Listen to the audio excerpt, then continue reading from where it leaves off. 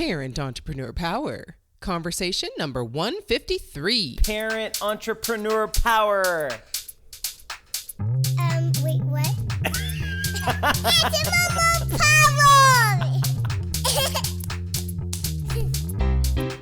This is the podcast for parents juggling the tough choices required for success in business while putting family first. Hi, I'm Mary Catherine Johnson, and I share the ups and downs and dirty truths of profits and potty training while chatting with successful parent entrepreneurs from all walks of life. Are you powered up?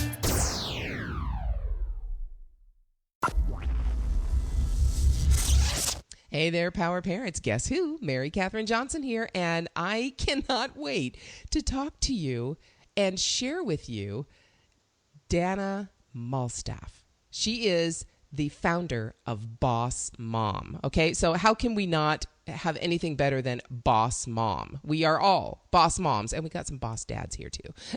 Anyway, you know what? I gotta say, welcome, Dana. How you doing? I am doing great. It's funny you mentioned Boss Dads. We're just working on launching the Boss Dad brand, actually. There you go. See, yeah. I mean, that's why this is called Parent Entrepreneur Power. Exactly. We are parents, and my husband was a stay-at-home dad when we first had our son. And this was back in 1998. So he was like, everyone looked at him like, why are you here dropping off your kid? Where's your wife? Where's mom? Why is she not here? I mean, he was the only dad that volunteered in the class, and he really talked about, it felt really weird. He even went into the bathroom. I got to tell this story. It was funny. When my son was in kindergarten, he went into the bathroom with my son into the, regular kids' bathroom, and the principal actually called him up to the office and told him never to do that again because that bathroom is only for children and adult men are not allowed, as if he was going to do something. I mean, it was God, but that would never, that's so interesting. My husband and I have this conversation because if you go to conferences, and we're working towards my husband being able to quit his job towards the end of next year, and I speak, so traveling to speak a lot more. And it's so interesting because if you go to conferences and it's a man that's running the show, and his wife is running around chasing the kids, and he brings them up on stage and says, "Oh, isn't she amazing?" That wouldn't happen. My husband's like, "Yeah, I'm not going to do that." No. I'm not we're going to have somebody that's going to I'm not going to have to be the nanny during events, right? You're not going to bring the little man up on the stage and tout him around as, "Isn't he doing an amazing job watching the kids?" I mean, it's crazy. It's interesting, the shift about how different that is and the perception of that. It really is. And so I'm really good job for bringing in the Boss Dads, because that's the reason. This was a conscious decision to make this Parent Entrepreneur Power, not Mompreneur Power, because we both men and women take roles and have very vital roles in the raising of our kids and building businesses. So we can all do it. Anyway, I'll get off my soapbox now. But welcome. I can't wait to chat with you. But we always start with our once upon a time story. So it's kind of like, how did you get into this whole parenting and entrepreneur journey? Which came first, the kids or the business? Exactly the same time. Oh my gosh, I can't tell you how many people that is the same. It is exactly the same thing. We had kids at the same time they started a business, and you guys are absolutely crazy. I started at 18 months when my kid was 18 months old. It was not intentional. It was not intentional. We had tried, and I was working in a job where I was at a director level. I was working like 14-hour days. I loved it. I was in it. Like, I have a hard time not giving it. If you're going to do it 110%, or else why bother is kind of my philosophy. And so I was really in it, and I really believe that stress makes everything difficult. Having babies, doing businesses, raising babies, all those kinds of things. So we finally decided I was going to step out and try my hand at having my own consulting business. I'd always wanted to. And basically immediately after I quit, my body must have said, "Oh, this seems less stressful. We should have babies." You're not stressed anymore. Yeah. So it was almost immediate. I mean, I joke. It's like the same day basically became an entrepreneur and a parent. And it was interesting because I immediately knew that I was not really built to be a stay-at-home mom. Like that was never a question for me. I love children, but I never babysat. I was the youngest. I didn't have that sense about me where I wanted kids. I always knew I wanted children, but I never had that I want to stay home. I always wanted to build an empire. I always had these dreams of being on the cover of magazines, and I originally wanted to be a news anchor and all those things.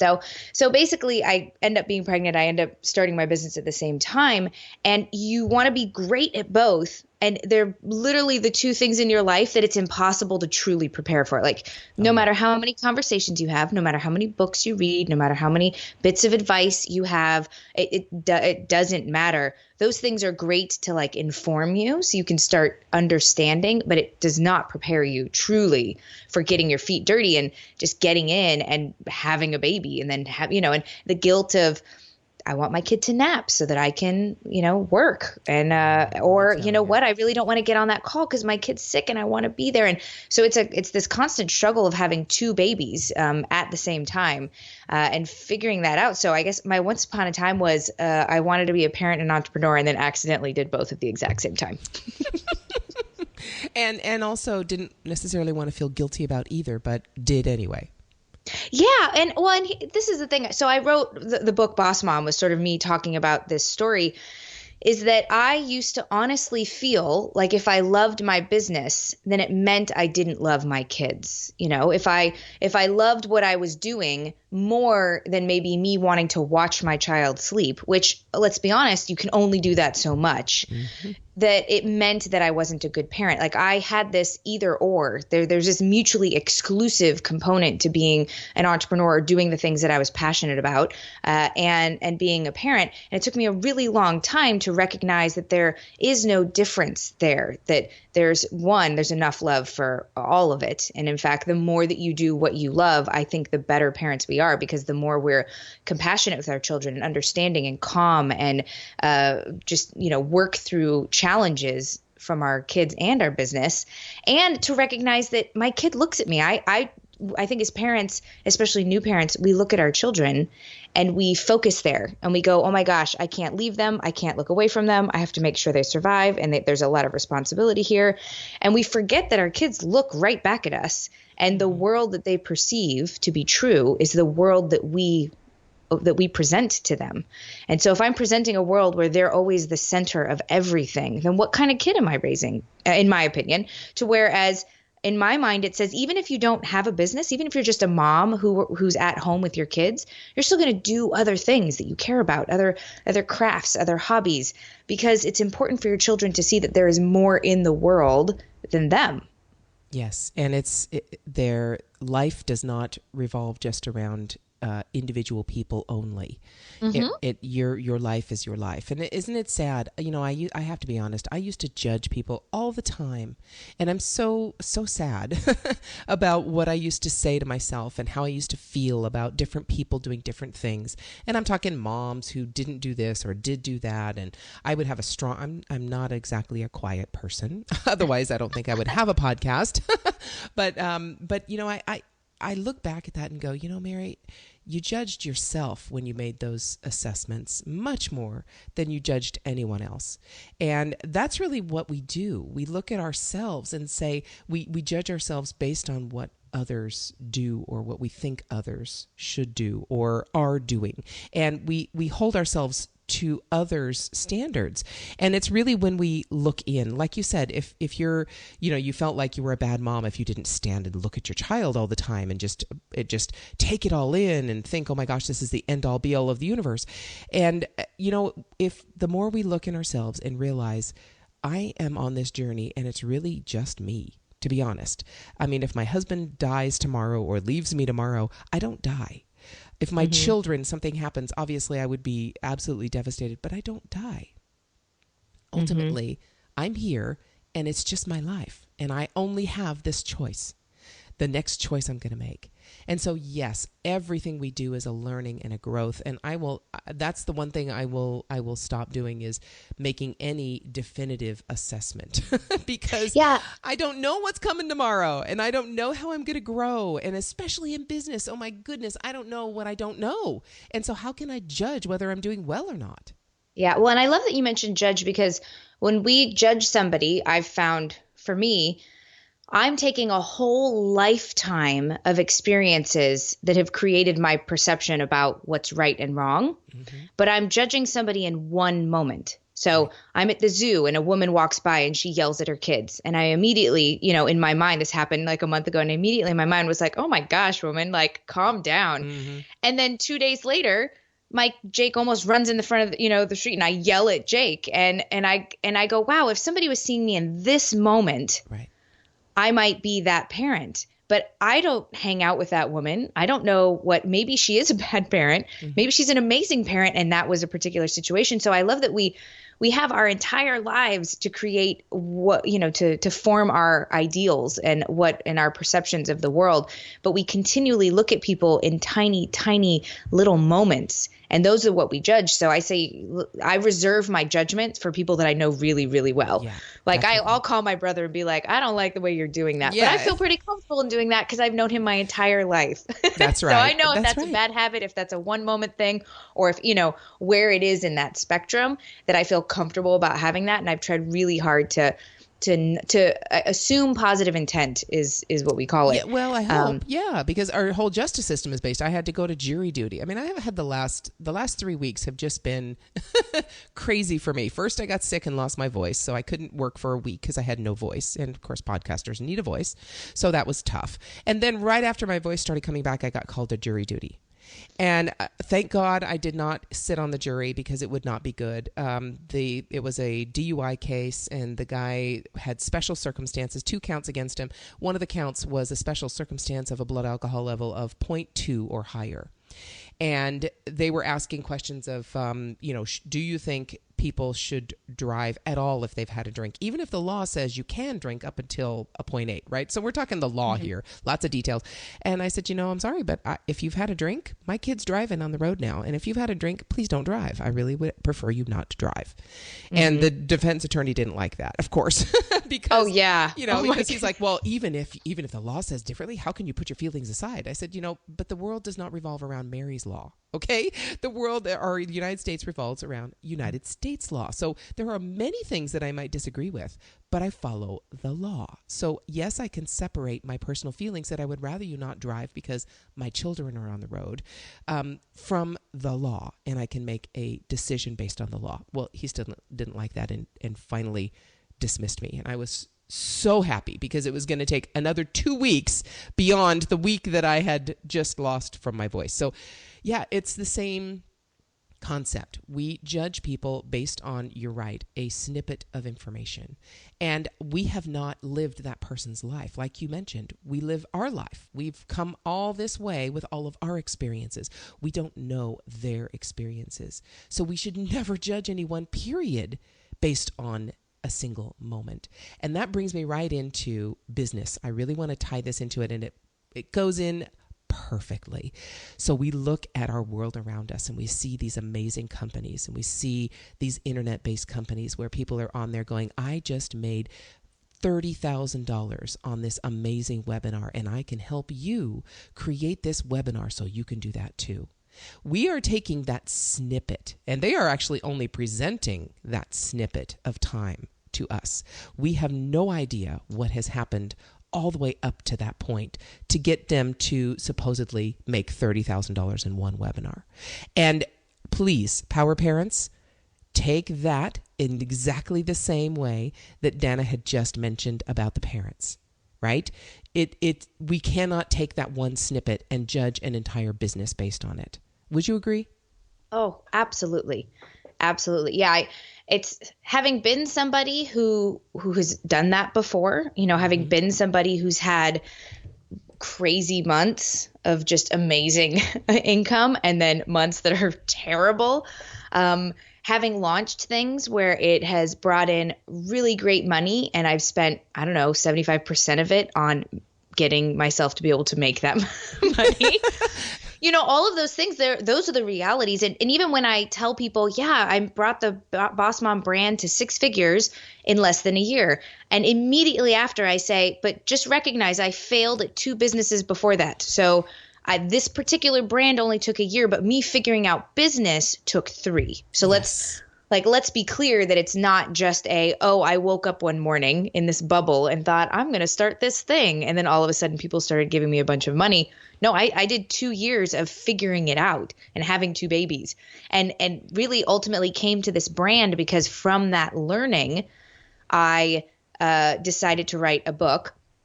And that book, I didn't even think it was going to be like a content strategy book, and ended up really what I wanted to write about was this mom guilt and writing the Boss Mom book. And people received it so well that, I'm an entrepreneur. So I was like, well, we should do a podcast, and we should have a Facebook group, and I should make a group coaching program. But that would have never happened had I not failed in the beginning. And so it's frustrating for me when people hear about this one course or this one thing that is going to solve everything for them. It's under this guise that all you have to do is follow this structure, follow this system, follow these 3 steps. But life is never that simple. You could follow those 3 steps, but if you really don't understand what your brand is, or it tells you how, just make a webinar. Well, if you have a webinar, you have to sell a course or a program. And if you don't understand what you're great at and who your target audience is, then you're going to get all the wrong people on the webinar and nobody's going to buy it. So there's a lot of moving parts in business and parenting and life. And I think we have this urge to simplify, which is great. Like if you're as a good coach, a good coach helps simplify things, helps you either accountability or support, and helps you make decisions. That's great. But a coach also helps understand, helps make sense of the complexity of your life and your business. And a one-off 1-hour training is never going to know you enough to do that. So even if it gives you this solution and simplifies it for you, you have to always understand that is one part of it. And there is no single training that is ever all the parts. It's just not possible. Right. It's just like anything else in life, just like we've been talking about, it ties immediately in, exactly in. You're just looking at a sliver, and it's not the whole picture, no matter what. So even in your business of a year and bringing Boss Mom to 6 figures in a year, you mentioned one thing. You've had amazing months and you've had terrible months. And really a business like an Apple or, Microsoft or a Pepsi or a Target or a Walmart or whatever business you want to name, or the bakery down the street, okay? It doesn't matter which one it is. Consistent revenue that supports the people and the profit are what matter. So in other words, if Target is out there and they open this store and one month they do, 5 times what their projections are, and the next month they do 0.5 of what the projections are, they're not going to stay in business. They still have to, with that 0.5, have to pay their people. They have to keep the lights on. They have to pay the payment on the building. They have to pay their accountants and their lawyers, and they have to buy inventory, and all those things still have to happen. And if 1.5 month means they have to borrow money to do that, and a lot of money to keep one Target open. So consistency is much more important than huge highs and one webinar that gets you whatever dollar amount. And the more we can level that out and have the revenue consistent, or if you do have a huge month, how many months is that going to be able to carry you through, so that if a tough month comes along, you don't have to borrow? Do you see what I'm saying? People don't, on internet business, don't even think of normal brick and mortar business ideas, which is profit and loss and borrowing and equity and credit and all those things. So is Boss Mom that kind of business? Oh, goodness. Yeah, my husband's a banker. So I can tell him what my revenue is, and he'll be like, I'm sorry, I don't care what your revenue is. Tell me what your profit is.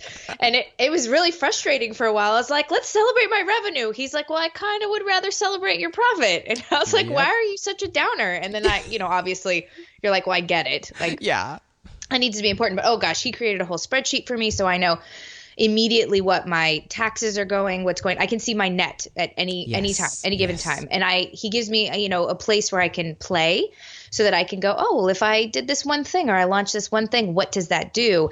And then, so for instance, I have a retreat that's coming up in January. So we basically have it where anytime someone buys a ticket, it auto deducts the amount that's required, the portion of that that fee that is required to make sure that it covers my budget.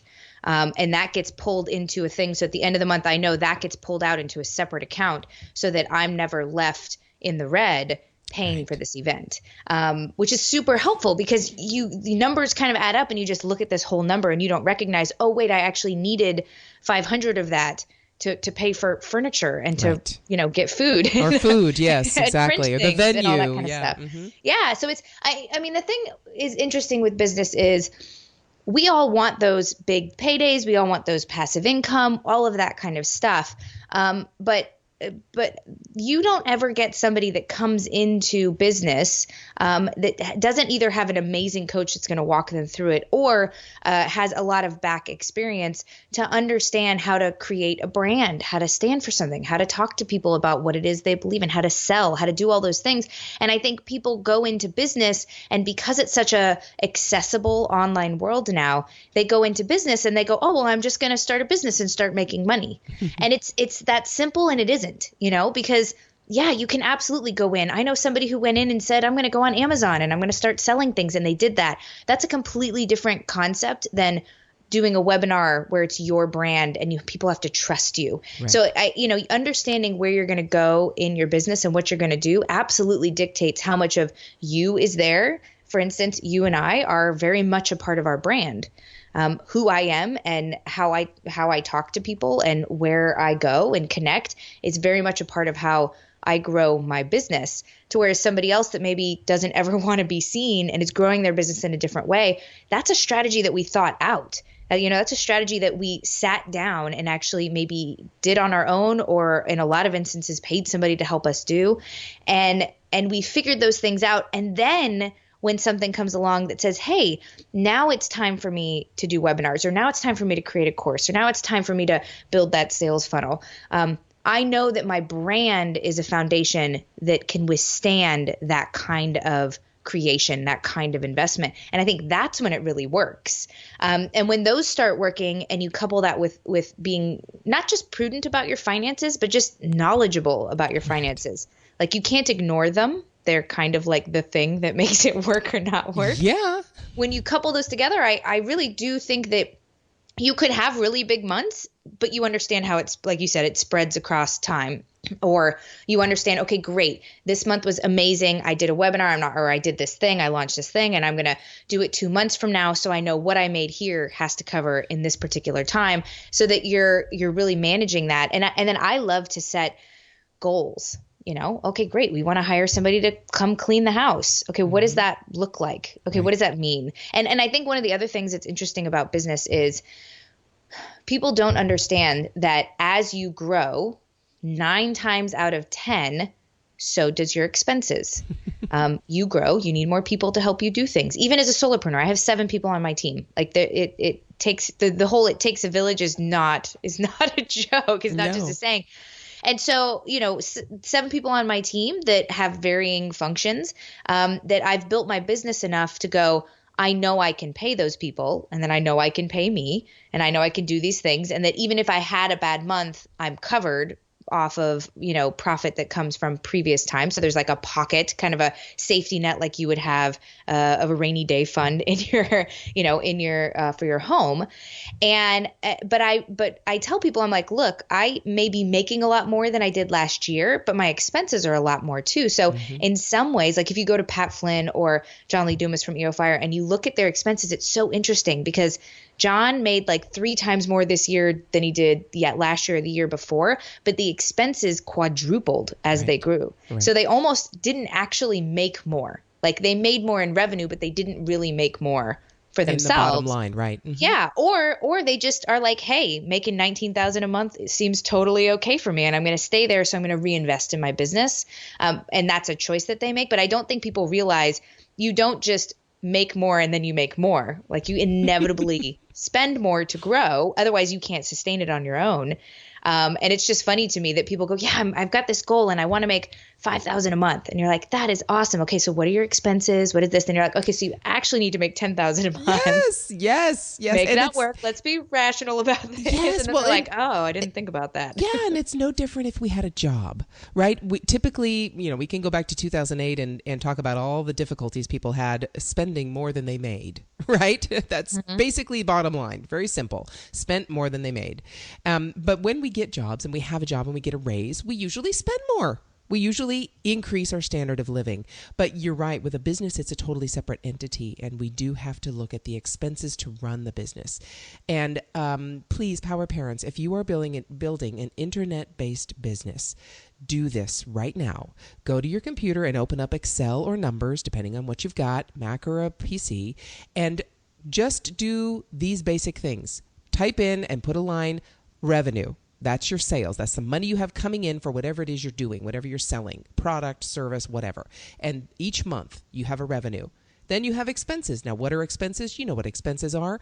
If you had to buy software that month, if you had to pay a VA, if you had to, hire someone to do some Facebook ads for you, if you had to do Facebook ads, just lump them all into expenses and subtract that from the revenue up above, and that gets you a basic net income.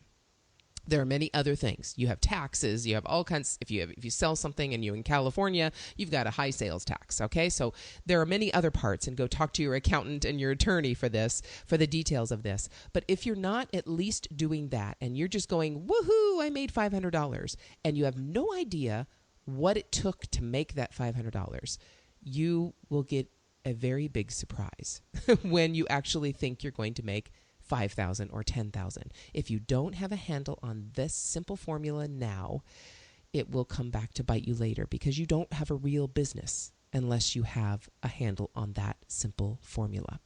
Yeah. So, and I was going to say, ahead. and I include ACH in mine as well, which is most of us get paid through Stripe or PayPal or some kind of merchant clearinghouse. Yep. Mm-hmm. And so, basically your ACH takes generally 2.5% or 3%, somewhere between there, depending on where you're going. Most people don't realize that when people pay you, they take that cut for making sure it's good money is basically what it is.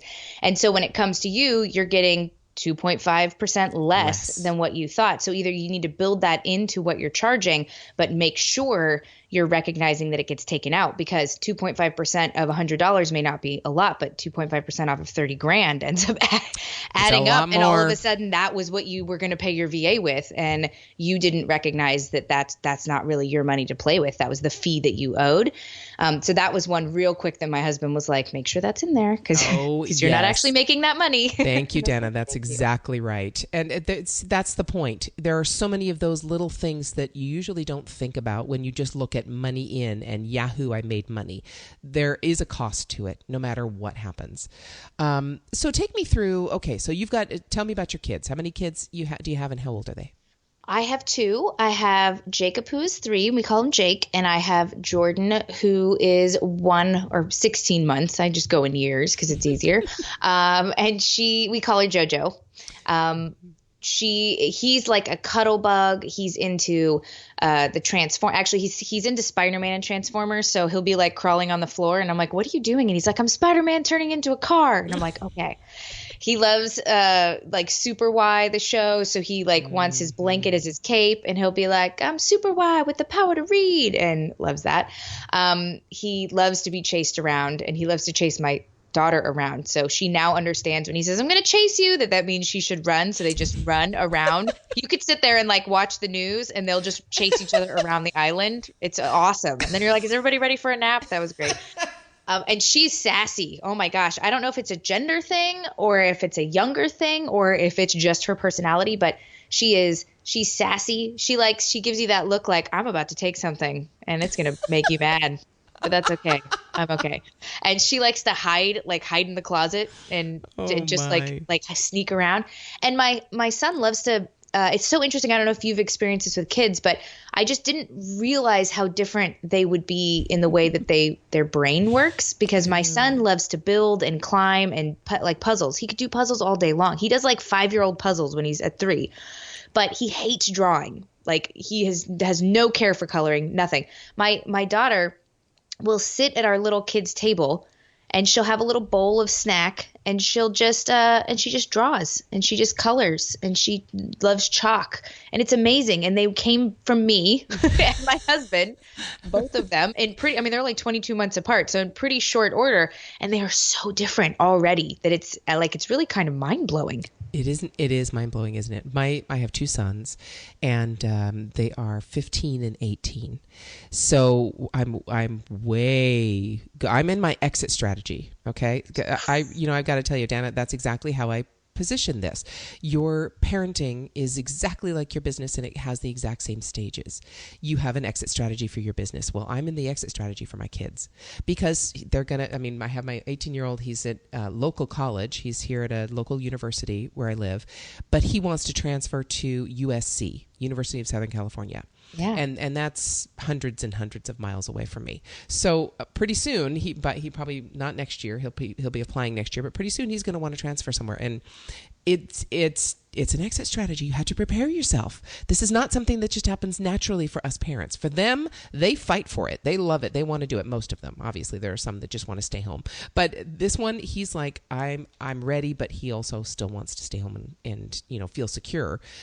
But this is what they're supposed to do. This is their job, to actually become self-sufficient adults. It's me that's looking at this going, oh my gosh, you mean you're actually going to leave someday? And that room is going to be empty? It'll be clean finally, but it'll be empty? What?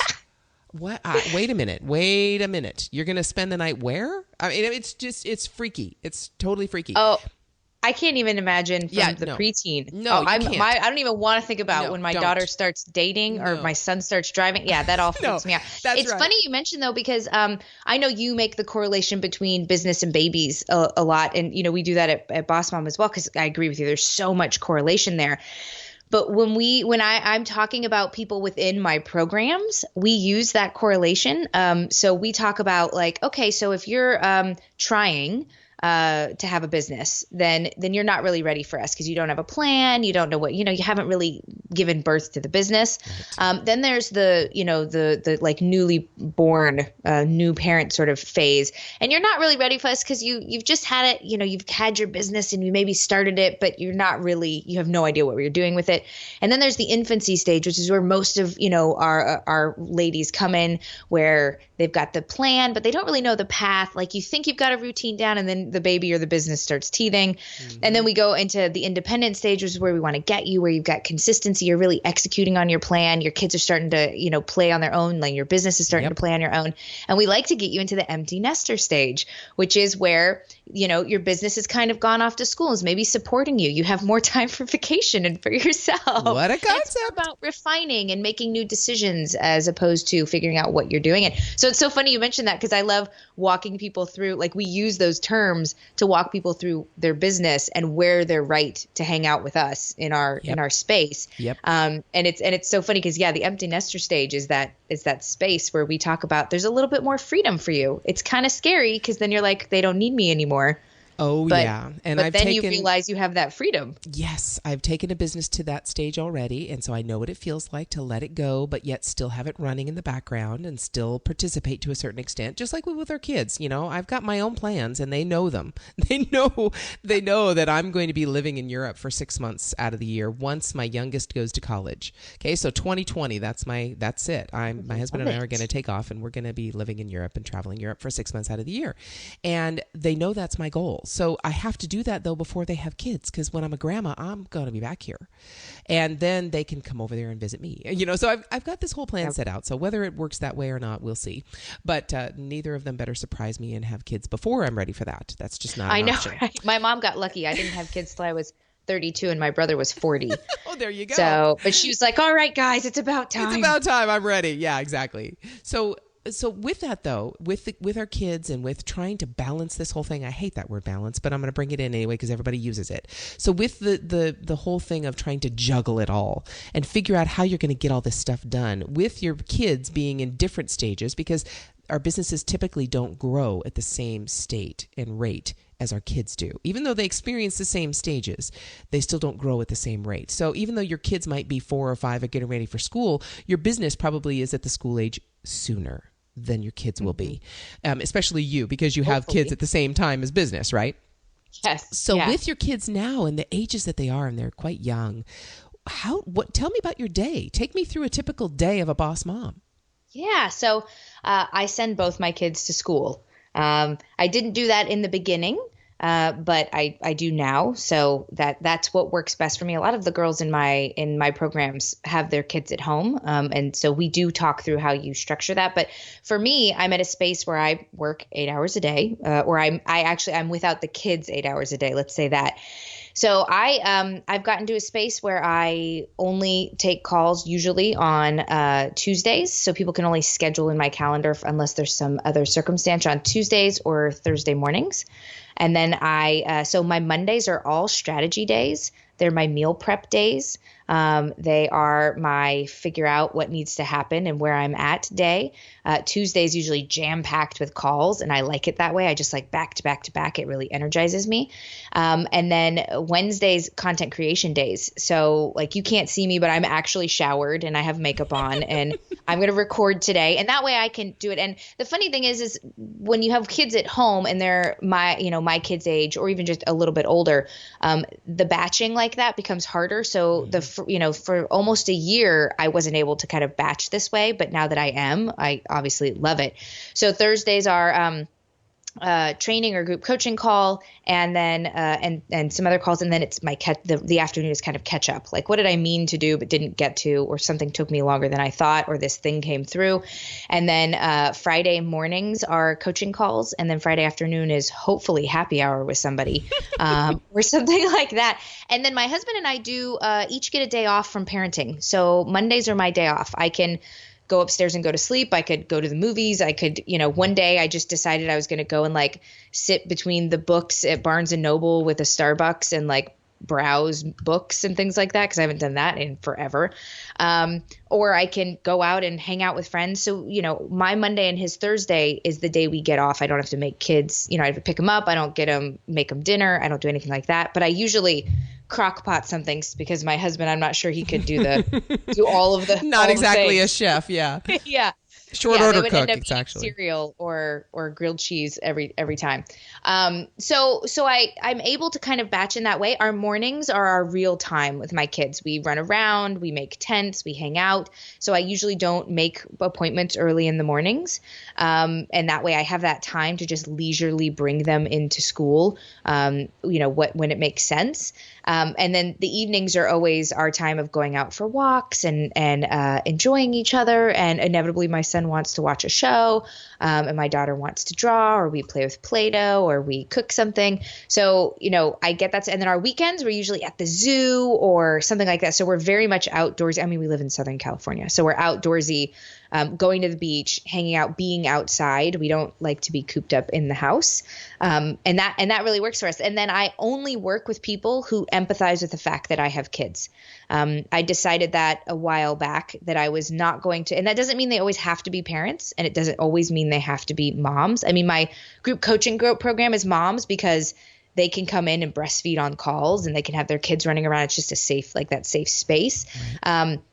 But I only work with people who get it, who understand it. Because when I get a call that says your son has 102 fever, we need you to come get him, and I'm in the middle of a coaching call, it's not even a question. Right. To say, go do it. We'll reschedule. We'll figure it out. Right. And I've been in situations where that was not the case, where they felt like, why am I not the priority? And you're like, seriously, my kid's got 102 temperature. Like, crazy? And I go in, he's lying on the floor, like in the, in the director's room, and you just like want to hold him and never let him go. Right. That I'm only in situations now in my business, and I've purposely created that space where, as a parent, they get it. They get that I'm a parent. They get what that means in the priority of things. And we are very communicative with each other, with anybody that I work with or connect with or collaborate with, about what that means.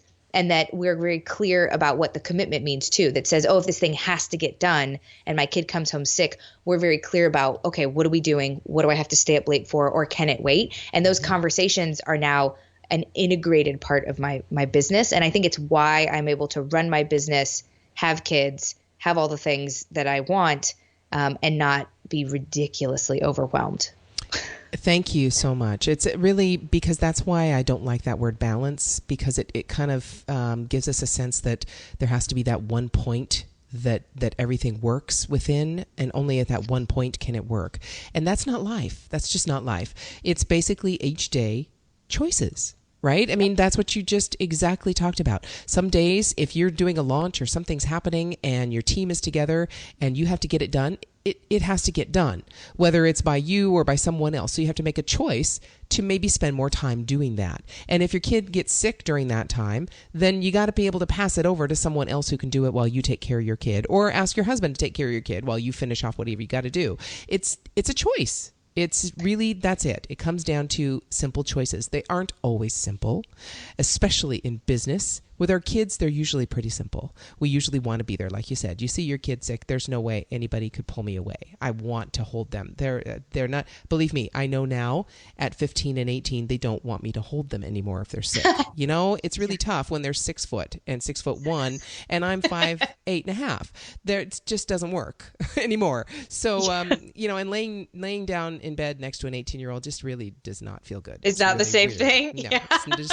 it's not a good thing. It's a weird, very strange thing. So he's a man, for criminy sakes, shaving. All right. So no, mommy's not going to hold him anymore like that. So yeah, you're not going to get that opportunity eventually. Yeah. So, well, and I love you mentioned the handing off and the planning. So if I'm going to have a big launch, or for instance, like the retreat, it's an in-person event, I'm going to be there for several days, or I've got a conference I'm at or something like that.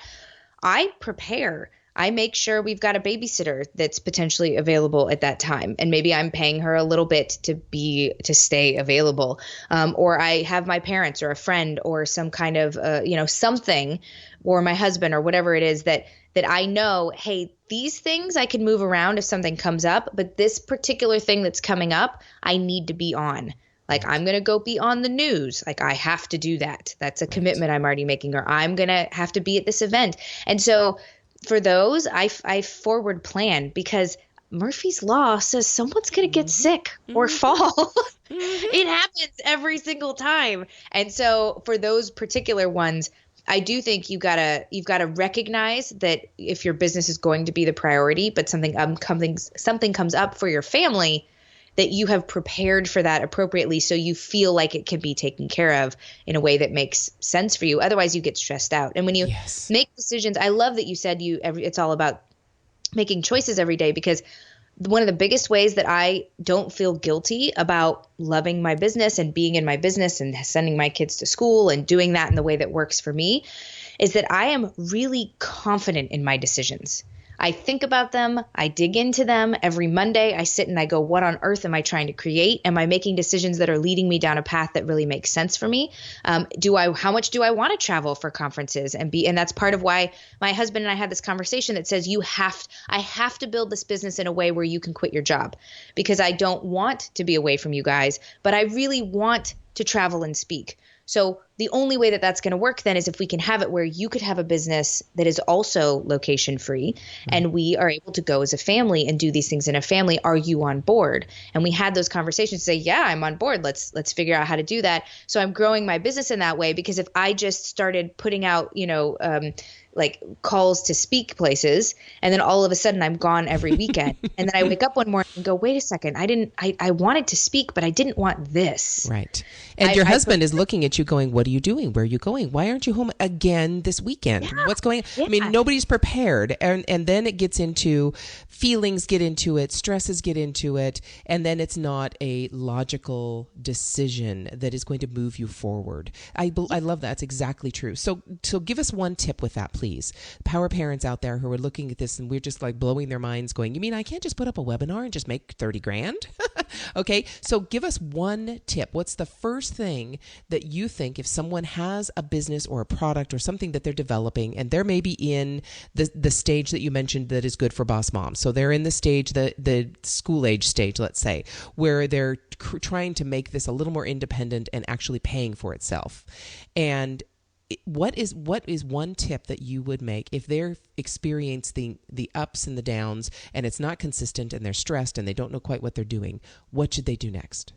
Yeah. Okay. So, God, there's so many tips I could give. I think the very first thing, if there's ups and downs and you're trying to figure out, is how you have the urgent and important grid, where it's basically the four. I think maybe Stephen Covey is the original one who came out with it. I can't remember, but it's the four ones where most of the time we live in the urgent but not important grid, and we spend the least amount of time in the non-urgent but important grid, and that's like the planning and the strategizing and future thinking. Well, I use that grid, but I use it in a way for what I'm doing every day. I almost kind of mix it with like a time mapping, to say, what am I doing every day? In what grid is it? And then I color code it by how much I actually enjoy doing it or how good I am at doing it. So for me, one of the first things I did is when I started to actually like get business and things were going, but I wasn't consistent. I wasn't sure exactly what I was doing. I was kind of like the successes I was having was a little bit maybe by chance or by luck. And so I did this grid and I looked at, okay, where am I spending my time? Am I spending my time in the right places? Because I find most people are spending time in the places that make them the least amount of money. That whole like 80-20 rule is pretty true, right? So you can look at it and go, oh, wow, I'm spending all my time writing all of these blogs. But because I'm doing that, I'm not actually going out and telling anybody that this blog exists. So nobody sees them. Wow, that's not productive. Right. So, taking a look at that. And then I start highlighting what I'm good at, what I enjoy doing. And I start looking, oh, wow, you know what? I really don't enjoy social media, like posting on social media at all. I love engaging, but I don't like posting here. And, oh, you know what? I actually don't like going out and searching for podcasts to be on, but I know I need to. Okay, so I started looking at that because then for me, it became a super easy map of who could I hire? Like, what's my budget for a VA to come in and help me with some of these things? And one of the first things I did is had somebody came in for 2 hours. She's now a integral part of my team. And she came in for 2 hours a week and she would just, go out and we would pick a bunch of podcasts and shows I wanted to get on. And we came up with some templates and she would go out and, uniquely pitch to each person. And that's where I started because I did that thing that said, where are my priorities? What am I good at? Where am I spending my time? And I spending it in the right place so that when I wake up every morning, I go, okay, am I actually spending enough time in this not, important but not urgent space? How much time do I need for this urgent, but not important space? Can I hand that off?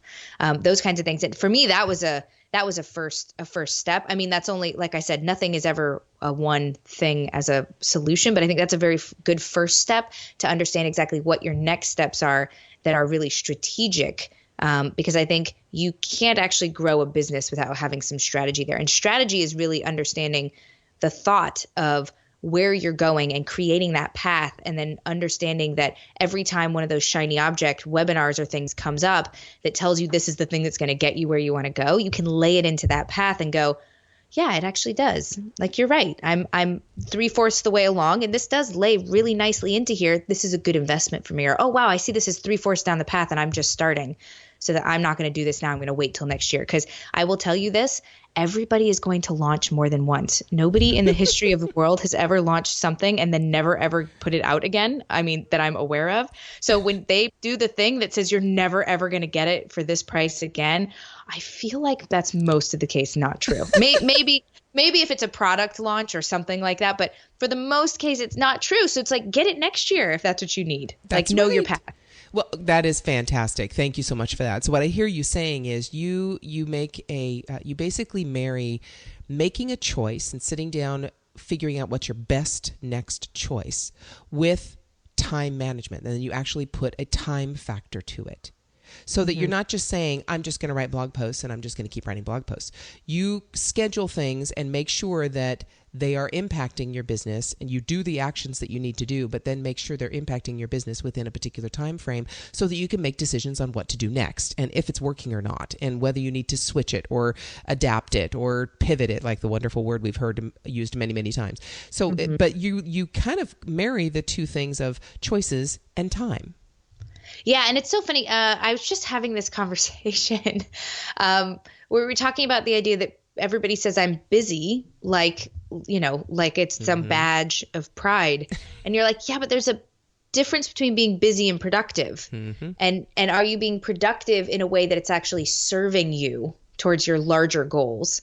Or are you just doing stuff? And I think in business, a lot of times we do stuff. And in some ways, when we hear that, like we've been talking about, hear that next silver bullet thing or that process that you need to follow. And we go, oh, well, that's the thing. I need to do that. And that will be really productive if I just follow these rules. But if we don't know what our end game is, we don't know where we actually want to go and have thought that through, then all of a sudden it can just be busy stuff that you're doing because it's not really serving you towards your larger goals. And you're not honest about whether or not you're ready in your business and in your life to do that thing and execute that thing, then it's not productive. That's right. Like not all things are created equal in the productivity world. It's just not true. And we waste so much time. Yes. I mean, it's hard not to, because honestly, like in the learning phase of learning to walk in your business, you're going to fall. And it's a required part of understanding how to stand, how to walk, how to run. Like that whole analogy is really true in business. So you have to recognize, like, you can't all of a sudden just get up. There's the growth process of learning to walk, but you can also be really conscious about it and get up quicker. Get up from the falls quicker, learn from your mistakes quicker, and get there faster if you know where there is. Yes. Thank you so much. And in speaking of time, I cannot believe we have been talking for this amount of time. I mean, it's just flown by. So, I know your site and your programs, Boss Mom. Is there any last bit of advice? Or actually, you have you said you have a conference coming up. Tell us a little bit about that, and I'm sure that you can weave in your advice in relation to what you're going to talk about at this conference. Yeah, so it's called the Boss Mom Retreat. It's in San Diego because I'm in Southern California, January 27th and 28th. And I have a hard time when I go to conferences that I have like a inspiration ceiling. And they go, oh my gosh, guys, never ever in the world have we brought 27 people together to talk to you about stuff. And you're like, I can only take 10 people of inspiration. I'm brimming with inspiration and you're giving me no time to take action. That's very frustrating for me. So I have created a space where I say that it's like a mastermind, a spa day, and a dance party had a baby, because we like to talk about things having babies at Boss Mom. Sounds fun. Yeah. And so it's it's a workshop space where we don't have speakers, we have facilitators, and we're going to actually build out your 2017 plan. How are you growing your following? What does your brand look like? And it's for people who have already started a business that either is trying to kind of build that business or is trying to grow a business. And we have facilitators at each table at all different stages in their business and the kind of people that they coach. And I am sort of the master facilitator. And we're going to have for every 30 minutes we spend on a topic, we spend 30 minutes working on that topic at the conference. And then there's Disney karaoke. We have raffles. We're doing I have a friend who jokes, does a great Oprah impression where it's Chandler Bolt who does, who has the self-publishing school, and he loves to go, you get a whale and you get a whale and you get a whale. And I was like, let's do something where there's like prizes under seats. And we're incorporating, the more you engage, the more raffle tickets you get, the more possibilities to win things, so that it really helps people that are maybe introverts in their business or scared to talk about it because they're not confident about exactly what they're doing, that we can bring them out of their shells, because the more we speak it, the more our mind understands it to be so, and the more we get confident in it. And I think that's where it's really great for our businesses to grow. So that's kind of what we're doing. Wow. And when is that? It is January 27th and 28th here in downtown San Diego. And it's, So, and I'll let you give the link for it in the show notes. And, But the one other thing I did want to mention before we go too is we talked a lot about business, and I know you sometimes ask about tools we use. Mm-hmm. There is one tool that I literally could not run my business and my team without. And for me, it's Trello. And I actually have a free Trello training, so that if anybody wants to use it, but it is like, I call it my work wife. Like it's the thing I live in. Like we literally live in, like in Trello and Voxer, like are the two things that run my business life. And so I would recommend whether you use, like, there's Asana and Basecamp and all those. So whichever one is good for you. Trello is this visual space for me. But I do have a free training. So if anybody, we can include that in the show notes. It's basically boss-moms.com/Trello. Super easy. But I'm telling you, it changes, having a system like that, and it's free, changes your life. So say that link again, boss-moms. Or boss-mom.com/Trello, Trello. Perfect. All right. boss-mom.com/Trello. I love Trello. I really do. I know. I use it all the time. It is just so incredible. So, all right. Yes, Power Parents, all of these links will be on the show notes. The link to the free training. Thank you very much for that, by the way. And the link to more information about the conference. This is just, the more we can get together and support each other, like you said, we only work with people who get this. If you're not a parent, you don't get what we're talking about. You just don't. You just start a business and you do whatever you want to do, and you don't have anyone else to be responsible for. But we parents, we got to stick together. We get it. If you've been a parent, business is nothing. You can handle it. If you've potty trained a kid, are you kidding? You can do business. So just, pull up the big girl panties and just get it done. Thank you so much, Dana, for spending this time with me. I really, really appreciate it. I can't wait to see how the conference goes. I'm going to check out the Trello training and see if there's any little tidbits that I can take from it because I'm a self-taught kind of gal. So anyone else's information is going to definitely benefit me. And I just hope you enjoy this amazing, amazing fall day. I know. Me too. And hope that all of us get our voices back completely. Because I don't know what it is about Southern California right now, but it's a tough one. Yeah. Well, this too shall pass. Yeah, this has been a blast. Thank you for having me on. I always love it. I like that this gets to be our jobs, where we just get to hang out with fun people having good, interesting conversation. So thank you. To get powered up for your day, just go to parententrepreneur.power.com and listen to any one of the over 100 episodes we've had so far with amazing entrepreneurs just like you. It might just help you feel like a grown-up again.